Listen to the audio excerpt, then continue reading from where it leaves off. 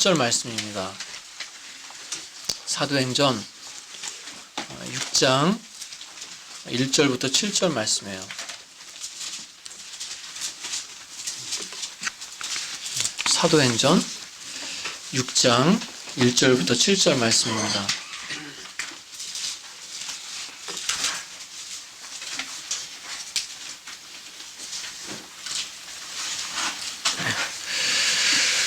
우리 다 같이 한번 합독하겠습니다. 1절부터 7절까지 좀 길지만 우리 다 같이 천천히 한번 함께 합독하겠습니다. 그때에 제자가 더 많아졌는데 헬라파 유대인들이 자기의 과부들이 매일 구제에 빠짐으로 히브리파 사람을 원망하니 12사도가 모든 제자를 불러 이르되 우리가 하나님의 말씀을 제쳐놓고 접대를 일삼는 것이 마땅하지 아니하니 형제들아 너희 가운데서 성령과 지혜가 충만하여 칭찬받는 사람 7을 택하라. 우리가 그 일을 그들에게 맡기고 우리는 오로지 기도하는 일과 말씀 사역에 힘쓰리라 하니 온 무리가 이 말을 기뻐하여 믿음과 성령이 충만한 사람 스데반과 또 빌립과 브로고로와 니가노르와 디몬과 바메나와 유대교에 입교했던 안디옥 사람 니골라를 택하여 사도들 앞에 세우니 사도들이 기도하고 그들에게 안수하니라. 하나님의 말씀이 점점 왕성하여 예루살렘에 있는 제자의 수가 더 심히 많아지고 허다한 제사장의 무리도 이 도에 복종하니라. 아멘. 아멘. 성령께서 말씀을 통해서 우리 마음에 은혜 주시길 사모합니다. 오늘 초대교회 위기 극복 방법이라는 제목을 가지고 같이 은혜를 나누려고 합니다. 제가 요즘 저희 새수만교회에 대해서 관심이 참 많으세요. 그래서 제가 인사가 사람을 만날 때마다 항상 인사가 뭐냐면 소식을 많이 듣고 있습니다 라는 얘기예요. 소식을 많이 듣고 있습니다. 그래서 제가 그 인사 끝에 꼭 하는 말이 있습니다. 잘 걸러서 들으셔야 됩니다. 잘 걸러서 들으세요. 그 얘기를 꼭 해요. 대부분 굉장히 호의적이시고 사랑으로 이렇게 기도해 주시는 분들이 대부분이세요. 그러나 항상 보면 소문이라는 것이요 이렇게 부정적인 말들이 돌게 돼 있고요. 그리고 그 얘기들 가운데는 그 소수 몇몇 분들이 하시는 그런 얘기들이 돌아요. 그게 또 진실이냐? 그것도 아닌 것 같아요. 제가 왜 이런 말씀을 드리는가? 초대교회 위기 극복 방법 이 제목이 이제 설교로 나가고 유튜브로 나가거든요. 그러면 그래요. 새수만교회가 어려움이 있나 봐. 이런 분들이 있다니까요. 좀 뭐 허황되죠. 터무니없는 것 같죠. 근데 있어요. 저는 이 말씀을 준비하면서 그런 생각을 했습니다. 우리가 건강하기 때문에 또 기쁘게 나눌 수 있는 말씀이라고 생각해요. 그러면 이 초대교회 같은 이런 문제, 건강하지 않은 문제가 있으면 이런 말씀을 전하지 못하겠는가? 아니죠. 더 들어야죠. 더 들어야 된다고 생각합니다. 좀 아파도 들어야 되고요. 좀 아파도 전해야 됩니다. 하나님께서 지금 교회에게, 지금 교회들에게 말씀하시는 말씀이 분명하다고 한다면 좀 아파도 전해야 되고 들어야 된다고 생각합니다. 문제는 뭐예요? 순수하게 전해지지 않아서 그렇고 순수하게 받아들여지지 않아서 그래요. 언제나 말씀이 문제가 아니라 사람이 문제입니다. 사람.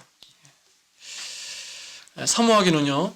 저를 비롯해서 저와 여러분은 언제나 그 순전한 하나님 말씀, 그 말씀 듣기를 사모하시고 또 그 말씀대로 순종하며 살기를 사모하시는 그런 저와 여러분 되시길 축복합니다. 아멘. 오늘 말씀을 통해서 교회뿐 아니라 우리의 가정과 우리 삶 속에서 어떤 어려움이 닥쳤을 때, 위기다라고 하는 것이 닥쳤을 때 우리가 어떻게 나가야 되는지 바로 그것을 함께 은혜로 나누려고 합니다. 예루살렘 교회가 교회를 시작하면서 왜 어려움이 없었겠어요? 굉장히 많았을 겁니다. 그런데 이렇게 말씀에서 오늘 우리가 읽은 사도행전 말씀의 한 부분을 할애하시고 또 공식적으로 초대교회의 첫 어려움으로 언급하시는 것은 그만한 이유가 있는 거예요. 지금 예루살렘 교회가 막 복음이 확장되고 증거되는 막 그런 놀라운 과정 중에 있거든요. 그리고 교회가 바로 세워지는 굉장히 중요한 때입니다. 이런 때에 교회 안에 분열의 조짐이 있는 것은 생각보다 우리가 느끼는 것보다 굉장히 심각한 문제였고요. 또 하나님께서는 그 과정을 겪게 하시면서 지나게 하시면서 하나님의 교회를 더 견고하고 흔들림 없게 만드시는 그런 모습이 이 속에 녹아져 있어요. 거기에 분명한 우리에게 주신 메시지가 있습니다. 당시에 초대교회 안에는요, 여러 사람들이 모여 있었어요. 다 예수님께서 복음을 살아생전에 공생의 기간에 복음을 전하셨을 때 믿었던 사람들입니다. 그래서 예루살렘 교회에 많은 부류의 사람들이 모여 있었는데 그 중에는 특별히 두 그룹이 있었습니다. 하나는 헬라파 유대인이고 또 하나는 히브리파 유대인이었어요. 히브리파 유대인들은요, 말 그대로 이스라엘 땅에서 태어나고 자란 사람들이고요. 헬라파 유대인들은 이스라엘 이후에 이스라엘 근교나 다른 나라에 살다가 흩어져 살다가 다시 이스라엘에 모인 소위 이스라엘 디아스포라 유대인들이었어요. 그런데 이 두 그룹 사이에 갈등이 생겼습니다. 아마도 하루아침에 생긴 문제는 아닐 거예요. 아마 잠재되어 있었을 겁니다. 생각해 보세요. 생활 환경도 다르죠. 배경도 다르죠. 살아가는 방식도 많이 달라요. 생각도 달라요. 그러니까 당연히 어려움이 있었겠죠. 그것이 교회 안에 잠재되어 있었어요. 그런데 그 잠재된 어려움이 터져버리는 계기가 있었는데 바로 구제의 형평성의 문제였습니다. 히브리파에 속해 있는 과부들이 있었고요. 헬라파에 속해 있는 과부들이 있었어요. 그래서 교회가 이 과부들을 돕고 있었습니다. 그들에게 음식을 분배하는데 헬라파 유대인들의 과부들이 자꾸 빠지는 거예요. 저는 일부러 뺐다고 생각하지 않습니다. 그 실수도 있었겠죠. 그런데 아무래도 가깝고 익숙한 사람들을 더 생각하다 보니까 아마 히브리파 과부들이 빠지는 것보다 헬라파 과부들이 빠지는 경우가 더 많았을 것 같아요. 실수죠, 실수. 근데 분명한 건 소홀함도 있었다는 것입니다. 그래서 원망의 소리가 나오기 시작했어요. 사람 차별하는 거냐, 텃세 부리는 거냐. 더군다나 보세요. 예루살렘 교회, 초대교회 지도자 12사도는 다 히브리파 사람이거든요.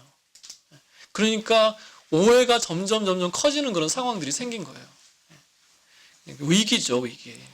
다른 일도 아니고 하나님의 일을 잘해보자고 한 것인데 위기가 생겼어요. 누구도 의도하지 않았습니다. 여러분, 문제는요, 처음부터 문제라고 오지 않습니다. 선하게 시작했지만, 선한 의도를 가지고 있지만 그것이 문제가 되는 경우가 많은 것을 우리가 볼 수 있어요. 여러분, 초대교회 얼마나 뜨거웠겠습니까? 얼마나 성령 충만했겠어요? 우리가 잘 아는 것처럼 모이기를 힘쓰고 서로 돌아보아 약한 자를 돕고 자신의 소유를 구분하지 않고 나눠 쓰고 함께 떡을 떼고 그리고 무엇보다 복음 전도를 위해서 하나 돼서 열심히 있는 그런 교회였어요. 뜨거운 교회였습니다. 그런데 그 안에 분란이 생기고 마음이 나뉘는 일이 생겼다는 거예요. 이렇게 표현하면 안 되는데 좀 위안이 됩니다. 초대교회도 그랬어요, 여러분. 초대교회도 성령 충만했던. 여러분, 교회는요, 연약한 자들이 모이는 거 맞습니다. 그래서 문제 없는 교회가 없어요. 가정도 마찬가지입니다. 문제 없는 가정이 없어요. 그럼 차이는 어디 있습니까? 그 문제가 있어서 문제가 아니라 그 문제에 대해서 어떻게 반응하느냐의 차이예요. 어떻게 풀어가느냐의 차이입니다. 여러분, 초대교회가 어떻게 풀어갔습니까? 먼저는요, 영적으로 해석했어요. 영적으로 해석했다. 다시 말하면 본질을 보려고 노력했다는 것입니다. 사도들이 내린 그 문제의 원인과 결과가 뭔지 아세요? 한마디로 얘기하면 4절 말씀인데, 우리는 오로지 기도하는 일과 말씀 사역에 힘쓰리라, 이렇게 결론을 내립니다. 그러니까 결국 그동안 뭐가 부족했다는 거예요? 기도와 말씀이 부족했다는 거예요. 그런데 우리가 좀 더 한 번 더 주의 깊게 봐야 될 필요가 있어요. 음식 분배하는 일로 이런 문제가 생겼잖아요. 그러면 어떻게 합니까? 앞으로는 실수하지 말고 공평하게 잘 분배하자. 이게 정답이에요, 이게. 그리고 보통은 이렇게 결론을 내리는 것이 일반적이고 상식적인 것입니다. 그리고요, 우리도 일하면서 이런 식의 결론들을 풀어갈 때가 대부분이죠. 많죠. 그런데 말씀을 자세히 보세요. 음식 분배하는 일을 얘기하다가 말하다가 결론을 어떻게 내리는 거예요? 기도하고 말씀 가르친 걸 서울에 따로 내리는 거예요. 이 의미가 다가오십니까? 그러니까 뭐예요? 단순히 음식을 분배하는 교회의 행정적인 문제가 아니라 이것은 영적인 문제라고 봤다는 거예요. 영적인 문제로 보고 영적인 문제라고 얘기했다는 것입니다. 여러분, 이런 문제가 생기면 우리가 그 일에 집중하게 되거든요. 여러분, 그런데 본질적인 원인은 기도의 부재래요. 기도의 부재. 말씀의 부재래요. 여러분, 너무나 중요합니다. 마치 우리는요, 이 말씀에서처럼 구제 붙들고 싸울 때가 많아요. 구제 하나만 붙들고. 그 이면에 숨겨진 영적인 문제, 결국 기도하지 않았던 것, 말씀대로 순종하며 살지 않았던 것, 그 문제로 돌아가야 되는데 여전히 그것에 대한 것만 붙들고 해결하고 다 됐다고 생각한다는 거예요. 그러니까 자꾸 비슷한 문제가 생기죠. 자꾸 어려움이 생기죠. 또 헤매죠. 겉돕니다. 영적인 문제로 바라보는 것, 영적인 것에서 찾는 것, 여러분, 이건 믿음의 눈이에요. 믿음의 눈. 여러분, 부부가 싸웠습니다. 부부가 싸워서 막 정신없이 싸우다가 이러면 안 되는데, 정신 차려야 되는데 기도해야지. 자, 우리 그만 싸우고 기도하자. 이게 됩니까? 안 되죠. 그 상황에 맞지도 않고요, 이상한 사람 취급당합니다. 그 순간만큼은요, 그냥 감정이 상했기 때문에 막 다 쏟아놓고 싸우는 거예요. 그렇죠. 막 보이는 게 없어요.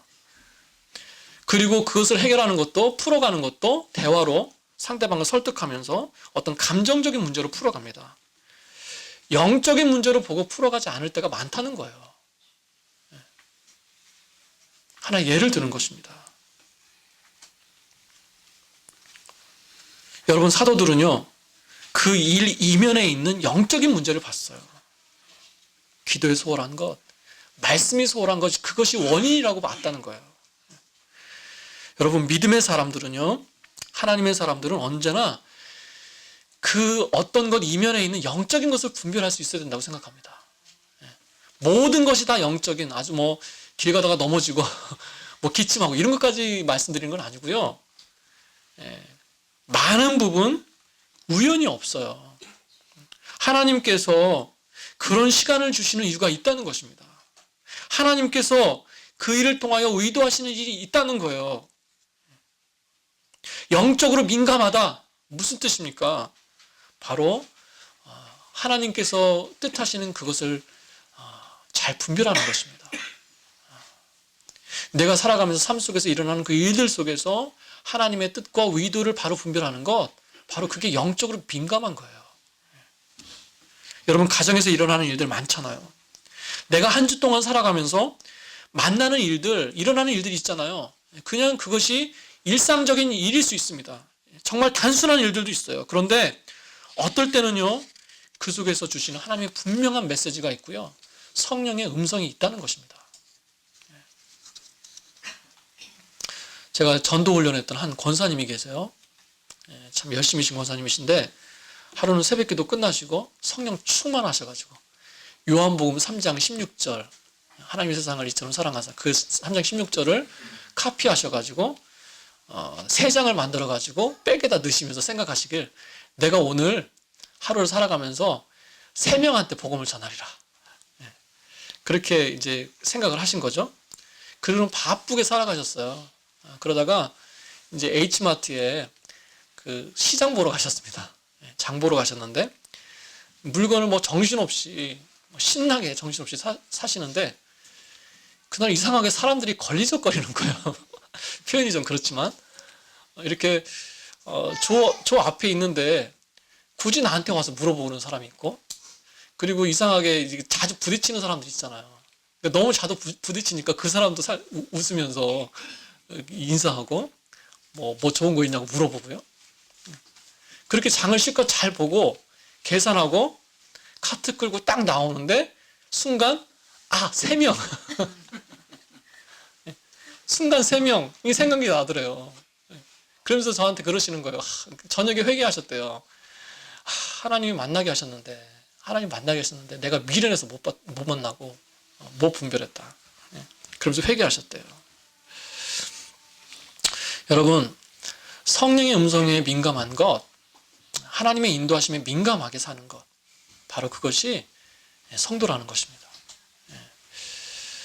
매 순간마다 하나님께서 나를 통해서 무엇을 하기를 원하시는지 자꾸 뒤돌아보고 물어보는 것, 바로 그것이 우리 신앙인들이라는 것입니다. 여러분, 성령의 음성에 민감해야 될 줄 믿습니다. 아멘. 그리고 살아가면서 내 일상 속에서, 내 삶 속에서 하나님께서 심어두신 그 영적인 일들을 바로 분별하고 순종해 나가기를 힘쓰는 것, 바로 그것이 저와 여러분의 모습이 되야 될 줄 믿습니다. 그렇다면 이걸 한번 짚고 넘어갔으면 좋겠어요. 무엇이 그 초대교회에 초대교회로 하여금 사도들로 하여금 기도와 말씀에 집중하지 못하게 했는가, 소홀하게 했는가? 단순합니다. 우리식으로 표현하면요, 너무 바빠서였어요. 너무 바빠가지고. 예루살렘 교회가 제자가 많아졌다고 그랬습니다. 1절에 보니까. 그리고 교회가 성장했어요. 성도들이 많아지고 일도 늘어났어요. 그러니까 결국 그 일들을 해나가다 보니까 상대적으로 기도와 말씀에 집중하지 못한 것입니다. 여러분, 내 마음과 생각의 분주함 때문에 그냥 흘러가듯이 놔두지 말아야 된다는 거예요. 열심히 살다 보면 바쁘죠. 바쁜 건 감사한 것입니다. 그럴 수 있는 일과 환경을 주신 것도 하나님의 은혜입니다. 여러분, 그러나 그 분주함 때문에 내가 기도를 잃어버린다면, 말씀에 소홀하게 된다면, 여러분, 그것은 축복이 아닐 수도 있어요. 그건 위기가 될 수도 있다는 거예요. 여러분, 기도 없이 살 수 있습니까? 네. 저는 기도 없이 살 수 있다고 생각합니다. 왜냐하면 주변을 보십시오. 기도 없이 사는 부한자, 기도 없이 사는 가난한 자, 기도 없이 사는 강자, 기도 없이 사는 약자. 주변에 기도 없이 사는 사람 천지입니다. 그래도 살 수 있어요. 그렇다면 제가 다시 질문하겠습니다. 신앙인은, 믿음의 사람들, 성도님들은 기도 없이 살 수 있습니까? 없습니다. 절대 없습니다. 왜냐하면 기도는 믿음의 표징이기 때문에 그렇습니다. 믿음의 증거이기 때문에 그렇습니다. 기도한다 라고는 그 의미 속에는 3가지 의미가 이미 들어있어요. 뭐냐면 기도하는 대상이 있죠. 기도하는 대상. 내가 누구한테 기도한다면 그 기도에 대한 대상, 하나님에 대한 확신이 있는 사람이 기도해요. 하나님은 살아계시고 하나님은 나의 기도를 들으신다라고 하는 그 대상 대신 하나님에 대한 확신이 그 속에 이미 들어있어요. 그렇기 때문에 그 믿음입니다. 또 한 가지는요, 그 하나님 앞에 나는 전적으로 무능한 자입니다 라고 하는 고백이 들어있어요. 나는 아무것도 할 수 없습니다. 내가 무능하고 능력이 없습니다. 그래서 아버지 앞에서 내가 항복합니다. 두 손 듭니다. 그런 의미가 이 속에 이미 들어있다는 거예요. 그래서요, 그 속에는 또 어떤 의미가 있냐면, 그렇기 때문에 나는 하나님만을 의지합니다 라고 하는 전적인 신뢰의 고백이 이 속에 들어있어요. 여러분, 그래서요, 기도가 없다라는 말은 믿음이 없다라는 말과 그렇게 다르지 않습니다. 믿음의 고백인 기도가 없는 인생은요, 죽은 인생이다. 너무 심한 표현이긴 하지만, 극단적인 표현이긴 하지만 그만큼 중요하다는 거예요. 여러분, 그래서 하나님께서는 당신의 사랑하는 자녀들을 사랑하시고 부르실 때 반드시 기도하게 하십니다. 반드시 기도하게 하십니다. 기도를 통해서 하나님 앞에 나오게 하신다는 거예요. 여러분, 기도의 가치를, 이런 기도의 가치를 내 삶의 분주함과 바꾸지 마시기 바랍니다. 고수하시기 바랍니다. 여러분, 윌로크릭의 그 하이벨스 목사님 아시잖아요. 그 목사님이 쓴 책 중에 그런 책이 있습니다. 너무 바빠서 기도합니다. 여러분, 읽어보셨어요? 제목에서 확 다가오지 않습니까? 너무 바빠서 기도합니다. 거기 보면요, 하나님과 가장 가까운 아주 친밀한 그 연합은, 하나됨은 기도를 통해서만 얻을 수 있다는 거예요. 기도를 통해서만 얻을 수 있다. 그래서 더 기도한다는 것입니다. 규칙적으로 기도하고, 은밀하게 기도하고, 진실하게 기도하고, 구체적으로 기도한다라는 거예요. 그러니까 의식적으로 기도를 놓치지 않기 위해서 끊임없이 나를 더 드리길 힘쓴다는 거예요. 그러니까 거저되지 않는다는 것입니다. 여러분, 지금 나를 분주하게 하는 게 무엇입니까? 나로 하여금 마음과 생각이 풍 떠가지고요, 기도하지 못하게 하는 이유, 집중하지 못하게 하는 그 일이 뭡니까? 그게 분명히 있을 거예요. 여러분, 그것이 무엇인지 분별하고 오히려 내가 더 의식해서 계획하고 시간을 들이면서 기도에 전념할 수 있어야 될 줄 믿습니다. 그게 나를 살게 하는 거예요. 그게 기도의 우선순위를 두는 것입니다.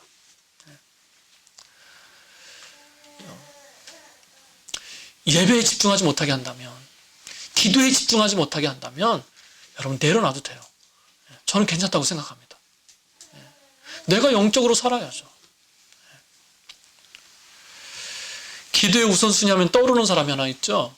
바로 다니엘입니다. 다니엘. 한 나라의 총리였어요. 그것도 그 나라 사람이 아니라 이방인인데, 타민족인데 그 나라의 총리가 됐어요. 다니엘은 굉장히 실력 있는 사람이었습니다. 나라가 바뀌었어요. 나라가 바뀌었는데도 일을 했습니다. 60년 동안 정계에서, 말하자면 굉장히 높은 위치에서 일을 했어요. 얼마나 많은 일들을 감당했겠습니까? 그런데 이 다니엘의 우선순위는 뭐였어요? 바로 기도였어요. 기도. 심지어 그들의 정적들조차도 그걸 알아가지고 그걸 통해서 함정을 파고 죽이려고 했습니다. 다니엘 스스로도 그걸 알았어요. 함정인 줄 알았어요. 그런데 어떻게 합니까? 이 소나기가 오면 피하는 것이 지혜로운 거 아닙니까? 그리고요, 다니엘은 정치적인 감각이 탁월한 사람입니다. 그런데 그 기도에 있어서만큼은요, 어떤 타협도 하지 않고 어떤 정치적인 기술도 발휘하지 않아요. 정말 미련하리만큼 그 기도의 자리를 지킵니다. 함정인 줄 알면서, 죽을 줄 알면서, 사자굴에 들어가면서까지 그 기도의 우선순위를 지키고 있다는 거예요.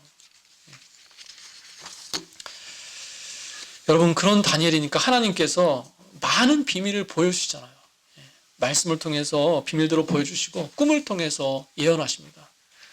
제가 금요 철야 때도, 금요 기도 때 잠깐 나눴던 건데, 여러분, 다니엘이 예레미야서를 읽었어요. 예레미야서를. 기도하다가 예레미야서를 읽었어요. 예레미야서를 읽으면서 예레미야서에 나와 있는 70년 후에 포로로 잡혀간 너희가 70년 후에 회복될 것이다. 그 말씀이 눈에 확 들어왔습니다. 마음에. 그래서요, 누구도 의식하지 못할 때, 누구도 기대하지 못할 때 본인은 그 하나님의 때를 손가락으로 헤아리면서, 몇 년 남았구나, 손가락으로 헤아리면서 비전을 가지고 기도했다는 거예요. 기도하니까 하나님께서 말씀을 통해서 미리 보여주세요. 기도의 자리를 지키니까 하나님께서 꿈을 통해서 예언하시고 놀라운 계획들을 보게 하시더라는 것입니다. 여러분, 예루살렘 교회가 이 문제에 있어서, 오늘 우리가 본 이 문제에 있어서만큼은 기도가 앞서지 않았던 것 같아요. 기도가 우선순위가 아니었던 것 같습니다. 이런 문제가 생겼을 때 결국 사도들이 나서서 중재하기 전까지, 우리가 기도하자, 우리가 기도했다, 이런 말씀이 없어요. 결국 이들은 기도하지 않았는데 기도보다 앞선 게 하나가 있어요. 1절을 보니까 히브리파 사람들을 원망하니, 원망하는 마음이 앞섰습니다. 원망하는 마음, 상한 마음이 기도보다 앞섰다는 거죠. 앞설 수 있어요. 원망하는 마음이 생길 수 있습니다. 그러나 거기서 끝났다는 거죠. 기도하지 않았다는 거예요. 아마 함께 기도했다면 그 결과가 좀 달랐을 겁니다. 여러분, 그 어떤 것도 기도보다 앞세우지 마시길 바랍니다. 기도하고 말합시다. 기도하고 행동합시다. 그 차이를 하나님께서 느끼게 하실 거예요. 그 우선순위를 지키는 저와 여러분 되시기를 축원합니다. 자, 이렇게 사도들이 문제의 본질을 보려고 노력했고요. 영적으로 해석하려고 했어요. 풀려고 했어요. 그 다음에 어떻게 했습니까? 솔직하게 자신들의 부족함을 인정하고 내려놨습니다.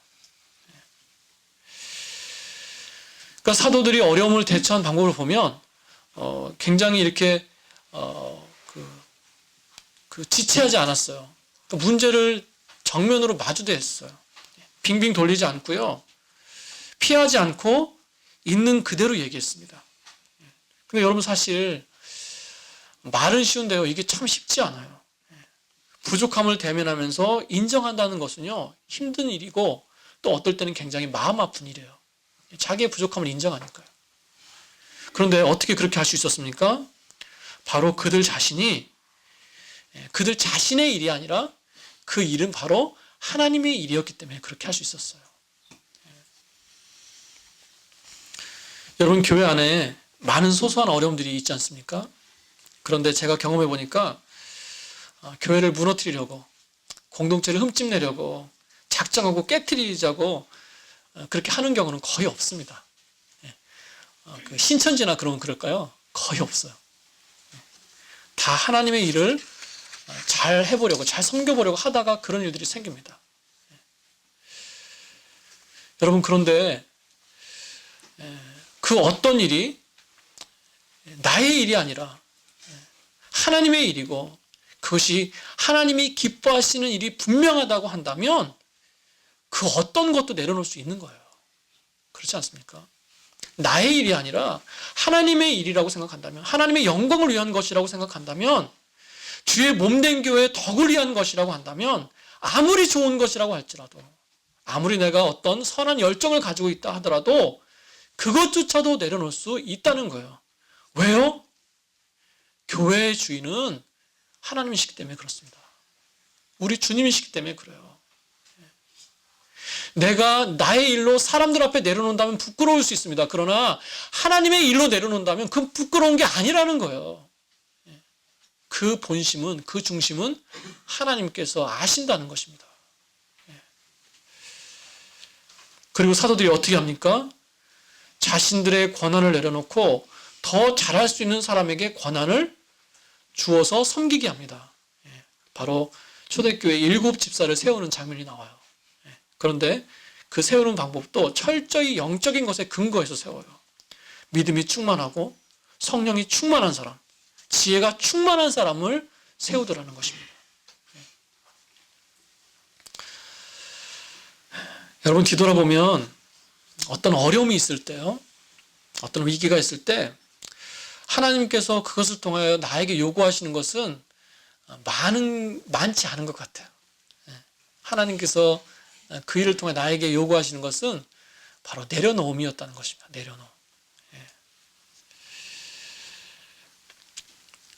내가 생각했던 것, 내가 가치를 두었던 것, 내가 모르는 중에 하나님보다 더 의지했던 것을 그 어려움을 통해서 드러나게 하시고요.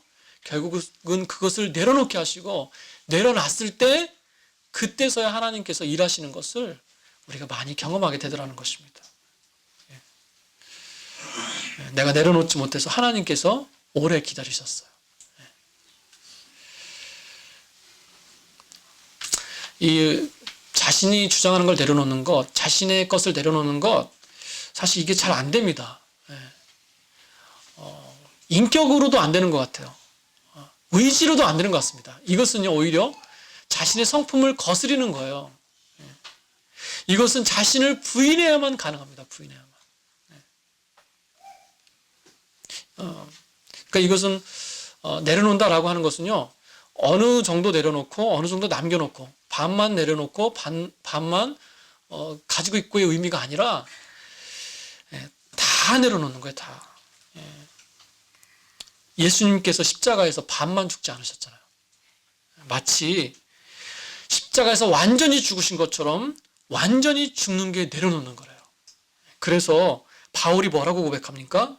고린도전서 15장 31절에 보니까 나는 날마다 죽는다 그랬어요. 날마다 죽는다. 바울 같은 사람도요, 그처럼 헌신되고 참 그런 열정과 영성을 가진 사람도 예수 그리스도가 드러나게 하기 위해서 나는 날마다 죽는데요. 날마다 내려놓을 게 있다는 거예요. 복음을 위해서 날마다 죽는다는 것입니다. 여러분, 정말 쉽지 않지만 누군가 죽었을 때 열매가 있는 거예요. 완전히 죽어야 완전한 부활이 있는 거 아니겠습니까?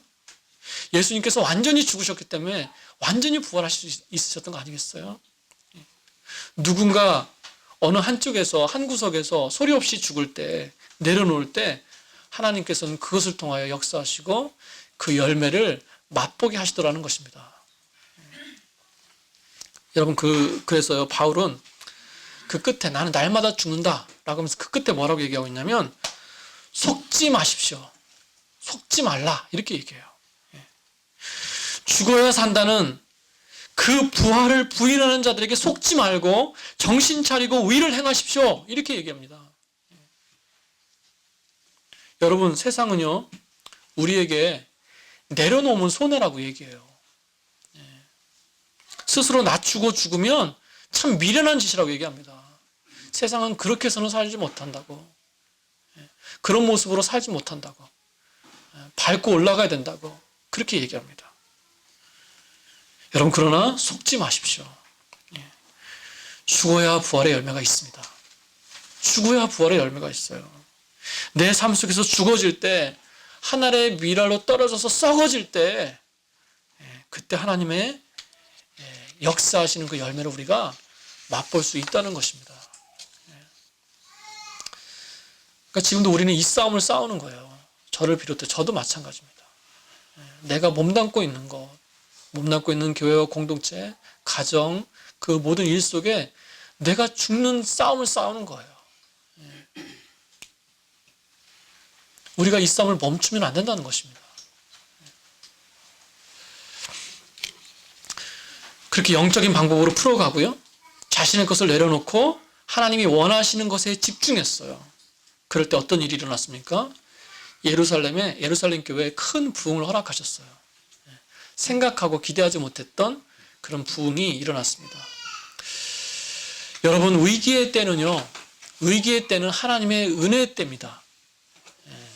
그래서 그런 어려움의 때에 더 기도와 말씀에 집중해야 되겠다라고 하는 그런 믿음의 생각, 그런 의식이 우리에게 있어야 될 줄로 믿습니다. 아멘. 예루살렘 교회의 이 첫 위기는 언제 일어났다고요? 1절에 보니까 제자가 많이 늘어났을 때, 복음이 왕성하게 전해져서 교회가 성장하고 있을 때 어려움이 왔어요. 마치 공식 같습니다. 공식. 영적으로 성장하고 부흥할 때, 회개하고 돌이킬 때, 내가 어떻게든 좀 하나님 뜻대로 말씀대로 살아보려고 노력할 때, 그때 시험이 오고 위기가 오더라는 거예요. 여러분, 기억하십시오. 내가 하나님 앞에 서 있으면, 하나님 앞에 있는 것이 분명하면 다가오는 그 어떤 위기를 할지라도 그것은 하나님이 계획하시는 또 다른 은혜의 사인입니다. 또 다른 은혜를 경험할 기회라는 거예요.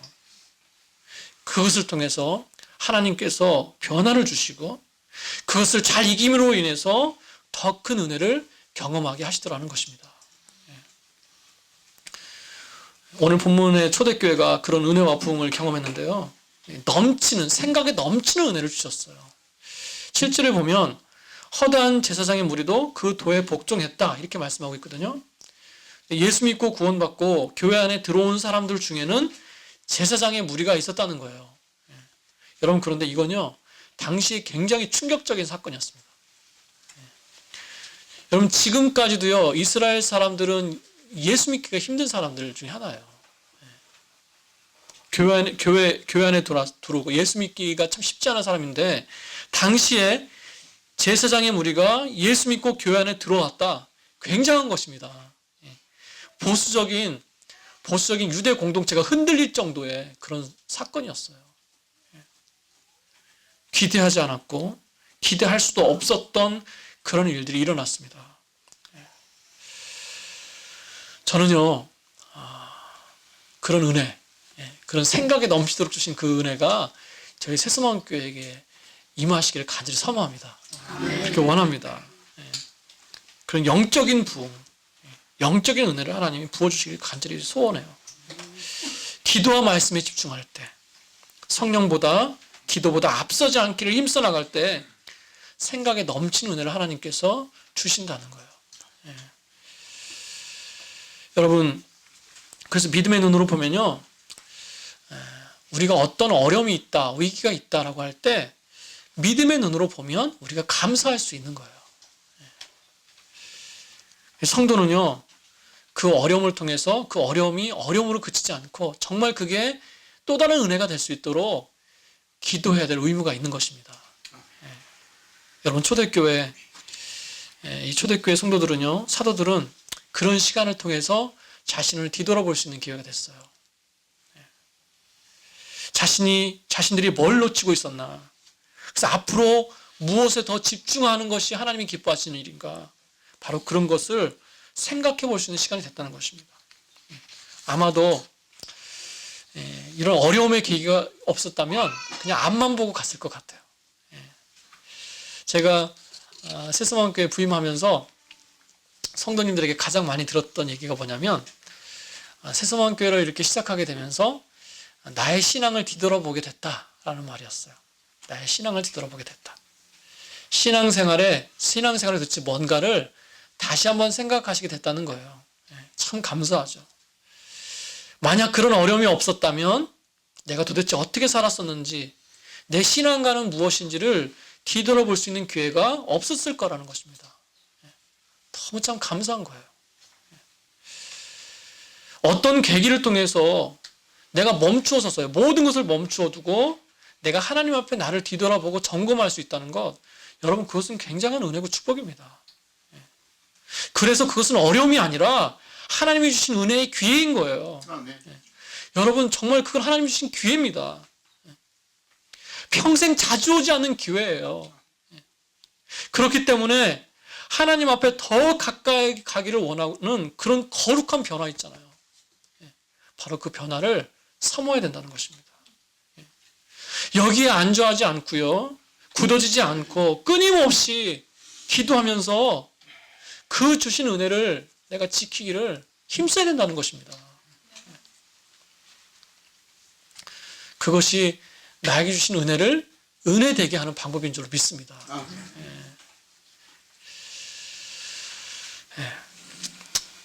하나님께서는요, 교회뿐 아니라 우리 개개인에게도 그런 위기와 어려움을 통해서 더 좋은 변화를 주시는 줄 믿습니다.